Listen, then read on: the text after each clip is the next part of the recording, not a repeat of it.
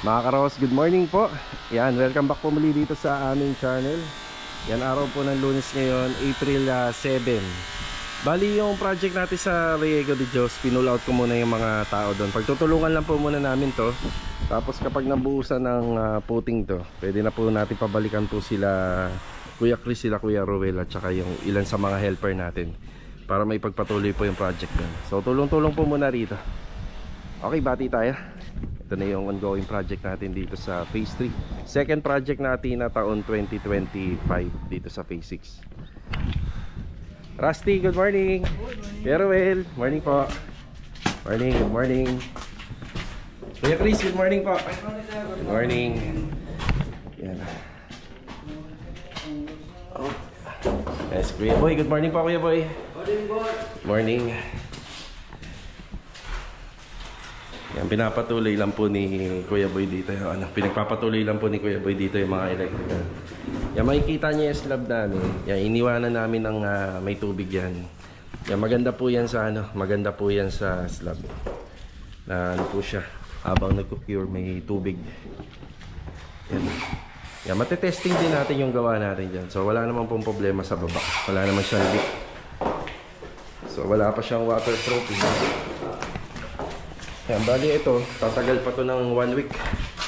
Yan, bago po mabaklas. Okay naman, wala naman po siyang leak. Wala siyang leak. Maganda po yung pagkaka-prepare natin dito. Si Marvin, good morning. Good morning. Good morning. Yan, puting tayo, puting. Yes, Sandy, good morning po. Good morning. Yan, bali ang papalitadahan po rito, itong harap pati yung likod, pwede na pong asikasuhin niya for plastering. Wala yata si Kuya Doming, no? Andiyan na nga si Ras eh. Andiyan si Ras. Hindi, hinatid ko sila. Galing ka doon, Ras? Si Mundong. Pwede mong hugutin si Kuya Richard. Andiyan lang, sa kabila. Oo. Ayan mga ka-Rawhouse, yung materialis natin dito. So same project naman po natin to. Bali itong mga materialis natin ito ay para po dito. Yan, bali hindi naman tayo malilito dito sa dalawang project natin kasi pareha tong labor and materials.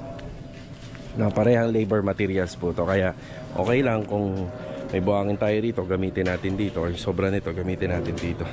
So ang disadvantage po kasi wala po tayong stockpile. Yan, walang stockpile. So sinabi ko noon, medyo pag nagpapa-renovate kayo ng mga improved unit, hindi rin po masyadong maganda.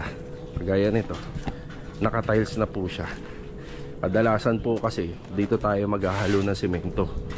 So hindi namin pinakailaman to. Hindi po tayo pwedeng maghalo ng concrete na semento rito. Kung iniisip nyo naman na bumili ng pinulit board, gumawa ng mixing board, ay napakagastos po nun.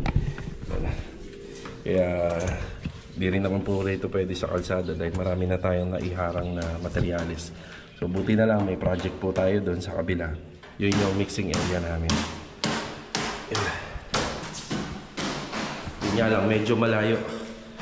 So ito na yung ating foundation. Hindi pa tapos yun sa tie beam. Meron na nasimulan dito. So paikot na lang. So ito yung pagkakalatag ng mga poste. So dito magkakaroon ng nosing. Ito, kagaya dun sa project natin sa kabila. Kasi hindi magkakasya yung bintana at saka yung pinto kapag pinahalang natin yan. Maganda sana yun, nakapahalang para walang nosing. So mangyayari naman ito mga karos, hindi naman makikita yan. Kasi dito babakbakin po natin yan. So magiging open naman to. Yung kanto niyan, yung dulo na ng pader. Kaya maganda pa rin po yung kalalabasan. So parang ito yung magiging dining space kasi nandito yung kitchen space niya. Yan. Tapos ito, madedemolish din natin for expansion. Luluwag siya tingnan. Yun nga lang, sa contract kasi namin, hindi ito pinapapalitan ni client. So okay na to. Tapos yung tiles dyan na gagamitin, nahanap na lang po ng halos kaparehang kulay nito. Yan muna yung update natin dito sa Project Phase 6. So Athena, Armina. Nandun na si Kuya Richard. Balitaan ko, naplatan daw ng gulong eh. Sige, pag nakakita ko, padiretsoin ko rito.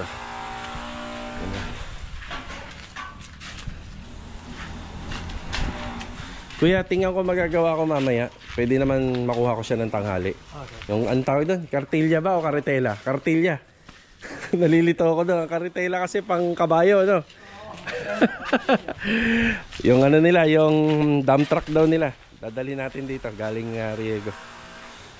Yan, ano po kasi, malayo. So, bubuhatin hanggang doon.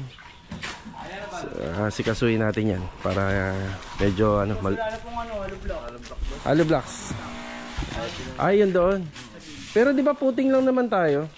Puting lang tayo. Kailangan nyo yung kapag natuyo na. bukas. Yan. Sige. Yan, naka-schedule. Yan, puting. Mahaba-habang to. Pero kung sakali, kuya, baka kailangan ng dagdag tao rito. Sama ka na lang. Hintayin na lang natin si Kuya Doming para si Kuya Richard tuloy-tuloy sa kabila.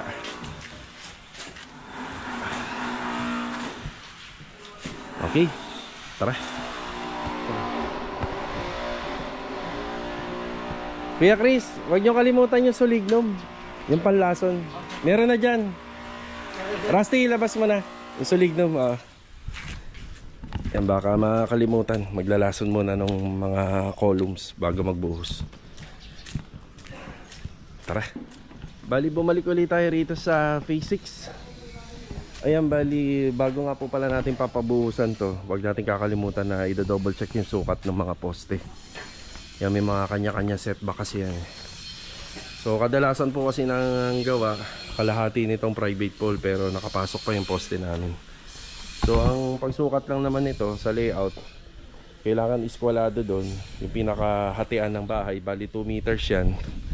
Simula rito sa pader. Ayan si Master Jojo. Good morning. Good morning! Ayan na. 2 meters simula rito. Dito yung natin kukunin sa hamba. Ayan na. Pagkakuha, yan, kailangan iskwalahin muna. Yun lang, wala tansi. So tapos, dapat simula dyan, hanggang dito sa harapan, finish na. Kunyari, maglalagay tayo ng palitada or tiles. Kailangan finish na. So hanggang finish na, 9 meters. Simula po doon 9 meters. Pero dito, dahil nga maglalagay tayo ng plastering pa or non-tiles, kailangan ipapasok pa natin to sa loob. Kasi kasama po sa finish ng 9 meters yung plastering or yung tiles na ikakabit or deco stone. Yan.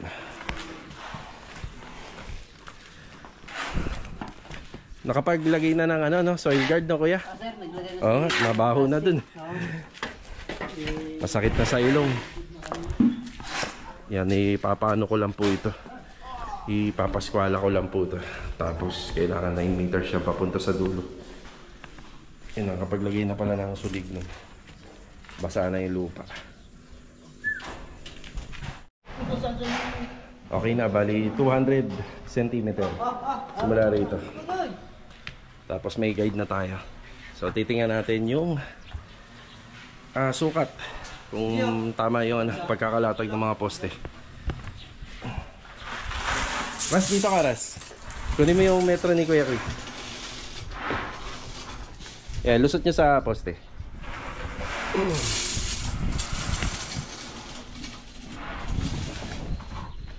Dapat mo doon sa ginita ni Kuya Chris. Yeah. Kuya.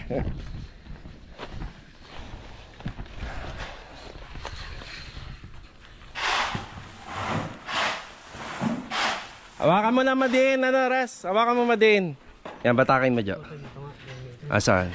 Sakto, dito nga sa dulo. Malayo tong poste natin. Dapat nandito yan. Di bali, mauhuli naman na to, kuya, di ba? Iuhuli natin to, yung buhos naman, uunahin lang yan. Yan. Tapos, kuya, ano, adjust ka na kasi may mga plastering pa eh. Ipapasok mo pa siya sa loob. Just kasi ito. 85 lang wire natin. 895. Yan, 895 lang yung kunin. Yan na yung hulog nito, kuya. Yung kanto nitong stirrup. Tapos ito pinalilipat po natin to. Dinadala po natin dito. Wala. Para hindi na po popormahan yung likod. Yung gilid at saka dito na lang. Para yung span niya equal. Yan na.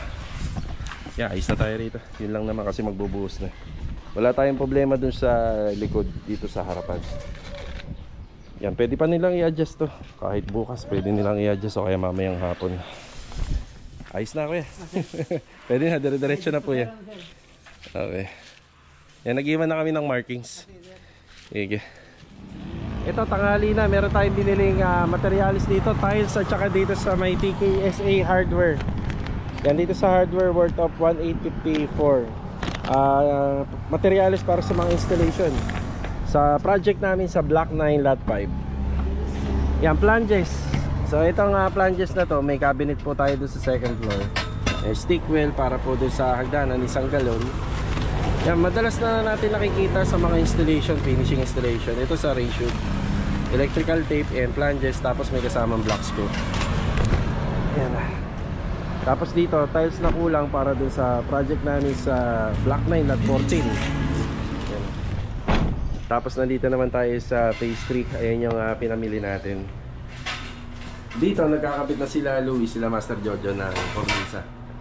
Tapos consumable materials para po rito. Yan yung range hood. Ito naman po mga flanges at saka yung chrome rod para naman po dun sa taas. Wow, may strip light na. You know. Bakit nagbago tingnan? Yan pa, strip light na siya. Tsaka ito bibilin po natin to mamaya. Tapos cabinet handle na lang sa taas. Sakto na ba to? Masyado yata mahaba to. Yan. Okay lang kung mahaba. At least may papasobra. Smart lock. Yan. May access pa tayo rito. Yung tiles ihahatid natin doon sa kabila. Tara. Tapos dito naman po yung mga kulang na tiles. Yan, bali tiles po na gagamitin dito. Yung kulay gray. Yung kasama na yung sa wall tiles, pati yung sidings. Tapos isang pirasong tiles dito. Tsaka yung isa para rito naman. Yan, si Kuya Rigor nga pala hindi nakapasok, masakit yung ngipin. Yan, si Louie, si Master Jojo muna doon. Gaby, thank you ha. Salamat. Doon ka muna. Dito naman tayo sa phase 1. Magandang hapon kay Kuya Philip. Yan, nandiyan si Kuya Dindo. Yan. Yan, pinapa-primer muna natin to syempre. Lahat ng bakal dapat naka-primer. Yan, si Kuya Philip nandito. Si Bilog. Good afternoon, Bilog. Ito, anong ginawa natin dito? Ayun, Flexiban. Ano? Flexiban kasi asintada lang po yan eh. Para kapag umulan, naka-waterproof na siya. Tapos dito naman, ayan, pinturado na. Yan, linis na lang. Yan, linis. Kung magtataka ka kayo, bakit si Bilog lagi natin kasama? Siya po yung dating finishing natin noon sa mga trabaho. Yan, magkakasama na po sila. Parang amoy ano to ha. Tawag doon? Moriatic? Lacquer flow. Yan. Malinis na dito. Yan, ang ganda na po nung ano. Ang ganda na. Naka-emulsion na. Diba? Mas matibay siya kapag naka-emulsion. Yan, nagpapasalamat naman kami kasi nagustuhan po ni Ma'am yung ginawa namin dito. Kumbaga surprise na to eh. Hindi niya po alam yan eh. Ang linis na ceiling. Yan, pinagana na po namin yung aircon dito. Yan, magpa-punch list na po ako sa kanila. Tapos bukas baka nandito nakapwesto sila Master Jojo. Yan, kukumplituhin pa yung pintura po dito sa pader. Yan, dito malinis na rin. Ilaw. Yan, pwede na ikabit.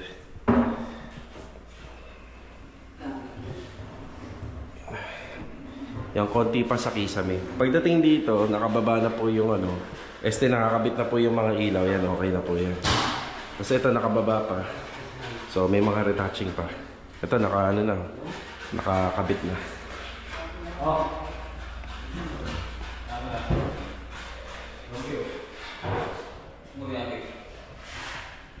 Pwede natin makapit kasi, no? Wag muna kuya. Ang gustong trabaho nila Batang yung isang puntahan na lang. Wag na at wag muna. Kaya doon na lang po sa sulok yan kuya. Up, ingat-ingat lang ha. Tapos ito ipapalinis na po natin to. Halos kompleto naman na kami rito. Halos lahat na nakikita natin dito. Yan na po yun. Yan lilinisin na lang. Aayusin na lang po yung mga mancha ng pintura. Tapos magpapasukat nga po pala tayo ng Korean blinds.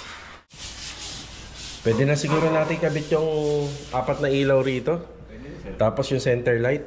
Ay yung pendant light para doon sa dining. Pwede na rin. Nandito lahat. Ayan, para mabawas-bawasan yung gamit dito. Ito yung sa dining area. Tapos pakiingatan na lang yun. Yan yung sa labas. Wala tayong ilaw sa poste, kuya. Wala. Wala talaga.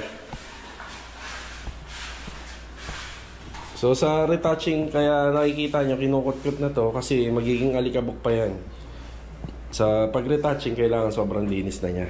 Para pagka nag-retouch na, so wala nang babalik na alikabok. Tapos mamaya, pwede na tayo magtanggal ng kalat dito para kahit naman papaano, hindi na natin ibabalik yan dito sa loob.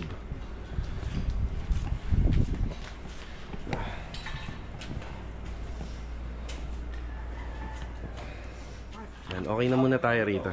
Tapos mamaya maghahakot tayo rito. Then nagbigay na ako ng punch list pero hindi na natin nilista. Tinuro ko na lang. Kasi maliit lang naman po yung unit. Tsaka meron pa silang mga tatapusin pa po rito. Ito nga po palang mga bintana. Glass and aluminum po siya. Yan bali reflective. Ayan o. Hindi mo nakikita yung loob. So wala na po siyang window grills kasi yung mga gate and grills naman natin matataas na. Hindi na kailangan ng window grills. Kung lalagyan man, ang purpose na lang ng disenyo. Design na lang. Pero may screen door yan sa gitna.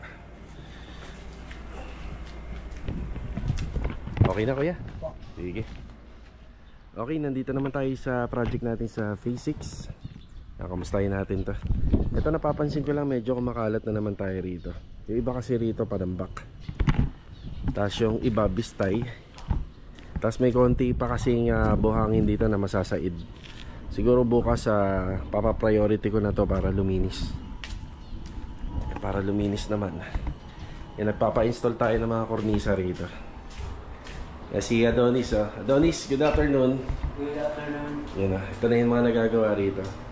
Yung cooktop nila, sir, bali tempered po to. Yan, tempered glass. Ang technique lang naman po dito, kailangan may bracket po sa ilalim to. Kasi yung iba, kung bakit nababasag, wala po kasing bracket. Siyempre ito, kapag pinatungan natin ng mabigat tong lutuan, kunyari, malaking lutuan, tapos maraming tubig, may tendency talaga na bumigat to. Iipit to sa pinaka-tempered glass, doon nagkakaroon ng crack, kaya nababasag. So, kailangan may bracket lang to. Yan, may kornisa na rito. Ayan, isang ilaw lang. Ito, nakakornisa na. So, ito wala pa. Magkakaroon lang to kapag nakapagpakabit si client ng tawag dito, ng cabinet. Ayan. Kasi Adonis dito, nag-uumpisa ng mag-sinsil kasi bagong layout po ng mga waterline at saka sanitary. So wala na sa standard po kasi yung inabutan natin dito. So dito gagawin natin 90 cm yung sa pinaka shower area para may opportunity pa maglagay ng shower enclosure. Tapos sa water closet adjust. Tapos sa lavatory adjust din. Nakabit na nga pala ilaw dito. Yung ginagawa ni Adonis. Tapos dito, may kornisa na rin. May kasama ka nagkabit nito doon? Ay, ikaw lang? Si Adonis lang mag-isa? Dito. Ay, sa hagdanan nagpatulong po siya. Ayan, pakabit na tayo ng mga kornisa rito. Ayan. Yan dugtong pero ang ganda ng pagkakakabit niya. Yan. Tapos dito, yan, putol na po to kasi may hinihintay pa tayong ano rito, cabinet. So, open shelves na lang po yun. Ilalagay natin dito. Yes.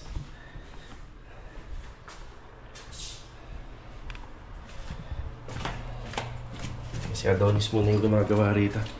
Yung kapag ka natapos yung sa mga plumbing and sanitary, papa-install na natin ng tiles. Itong makahuhuli na po to. Yeah. Medyo busy po tayo kanina. Yan, bali hatid sundo tayo kila misis at saka doon sa mga bata. Hindi ko nakuha yung kartilya na magagamit sana dito sa project. Check natin kahit wala yung kartilya kung ano yung nagawa nila. Ito, meron tayong hollow blocks na dumating para po dito yan.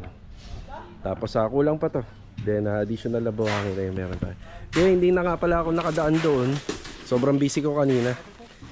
So di bali, ito naman for adjustment pa naman. So ang sekreto na lang, madaming manpower kasi wala tayong kartilya. Nakautan na lang doon. Aha. Saber na lang dito.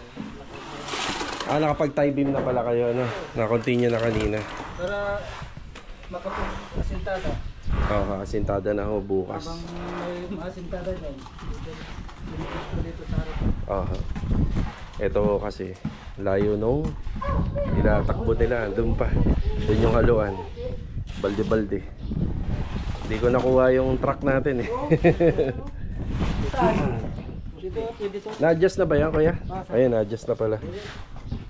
Wala pa yata ang lason yan. Wala pang alisan, wala pang brown. Oo, wala pang lason yan. Huwag nyo muna i-buhos dyan. Yan na.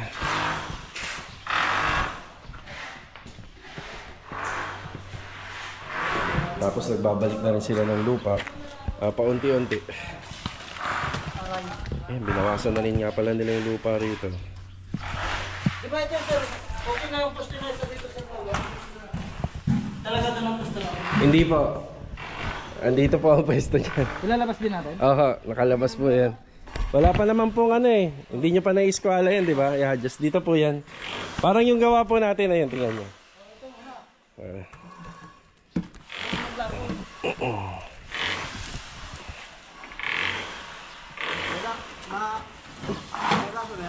Balinasan mo kanina ng mga to. Ayan, nakasingaw na yun. Yan, lagyan nyo. Para kahit ano lang, kahit ito lang. Tapos bukas uulitin na lang to. Ayan.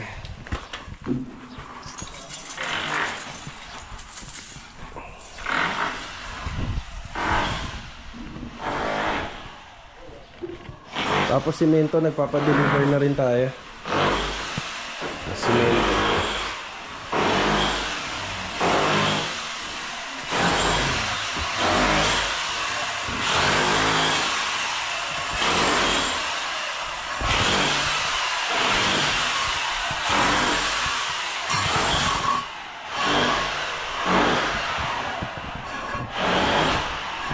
Yun na lang to, buhos na lang.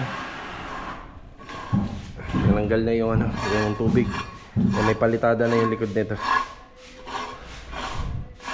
Tapos schedule na natin to for buhos yung concrete topping niya.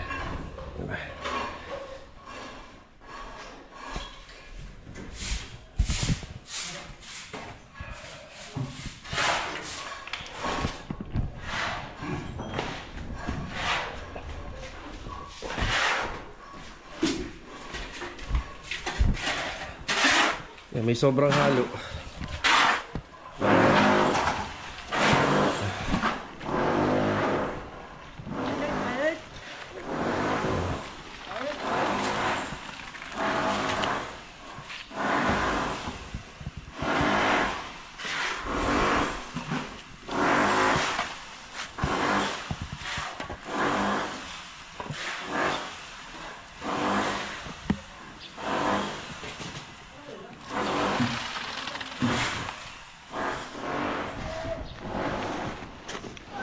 Dapat naka-schedule sa amin yung mga buhos ng column. Ito hindi pa po pala namin na-adjust to, bukas na.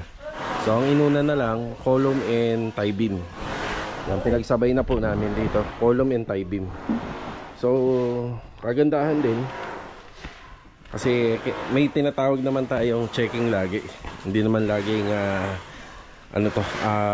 ura-urada. So buti na lang na pa-inspect po natin kanina kung nasa eskwela o kaya nakuha natin yung tamang sukat. Kasi yung sa poste, yung mga yan, hindi ko pa masyado yan pinapa-hook ng pulido. Kumbaga, pwede pang baklasin po yan. Pero ito, yung pinasigurado na po natin to. Para kung sakaling may adjustment, so madali na lang tatrabahuin. So isang bagay din po yan kapag nailatag na namin yung mga poste, dino-double check din namin. Paano kung nabuhusan yun? Malaking trabaho. Kulang tayo sa sukat. Diba? So marami tayong babakbakin. So ganun po lagi. Yun ang laging ginagawa namin references dito. Bago buhusan to, kailangan yung mga pagkakatintig ng mga poste, kailangan nasa alignment na yan. Yan, tapos nasa tamang posisyon na.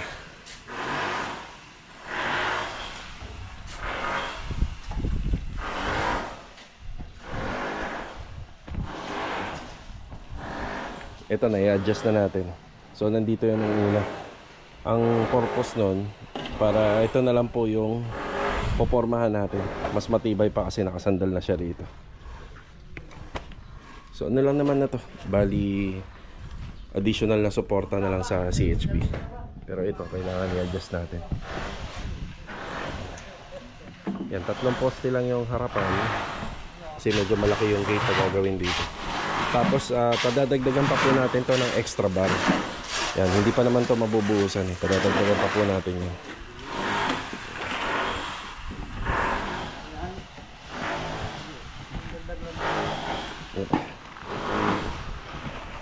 Dagdag kayo.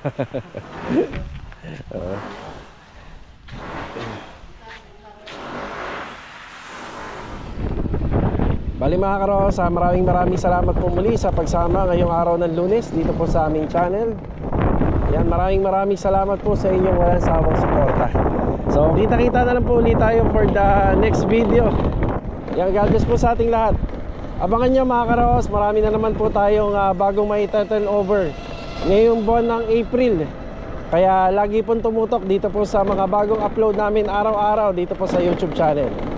So God bless po sa ating lahat. Sa mga hindi pa nga po pala nakakapanood dito sa project natin sa Anyana, so ito po, at saka dito sa project natin sa Phase 4. Yan, baka malaking maitulong sa mga plano nyo sa ginagawa nyo pong renovation or sa ipapagawa nyo pa pong plano sa inyong mga bahay.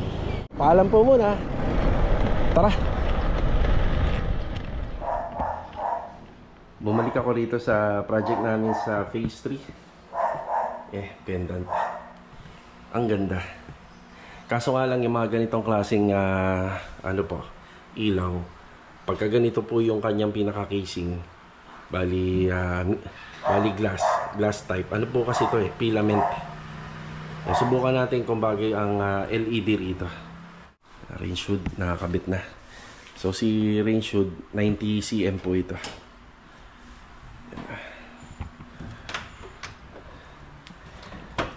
Ayan yung ducting. So may kulang tayo na nabili kaya hindi pa nakakabit. Yan, pero may nakasaksak na po siya. Yung plug na ginagamit namin yun natutupi para hindi ko makain ng space. Yan. Ayos. Tapos yung binili nating materials kanina dun sa hardware, yun, yung malapit sa City Mini Home, ito yun. Ayun yung flanges. Yung pinalalagyan na natin kay Master Jojo. Yan, para may hangiran si client dito. Yung tungkol nga pala sa mga handle nito, bibiling ko na lang sa Wilcon at wala na pong stock dito sa All Home, dito sa malapit sa amin.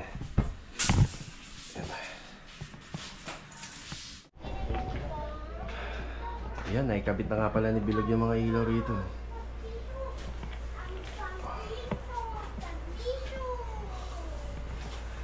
Kakaiba ang ilaw ni client.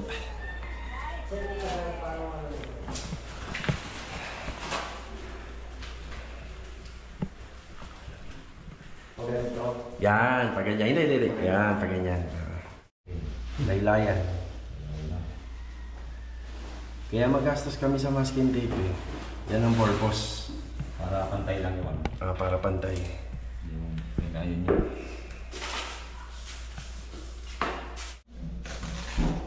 Ang mababa, tanggal lang. Huwag natuyo yan, masama yan eh. Kailangan pala medyo malabnaw-labnaw pa tinatanggal na lang ako.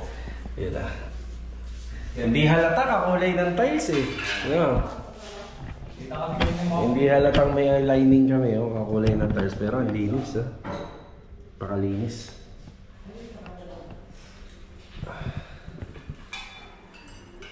Papalaban si Bilog dito. Ayan pa. Doble ingat tulog ha.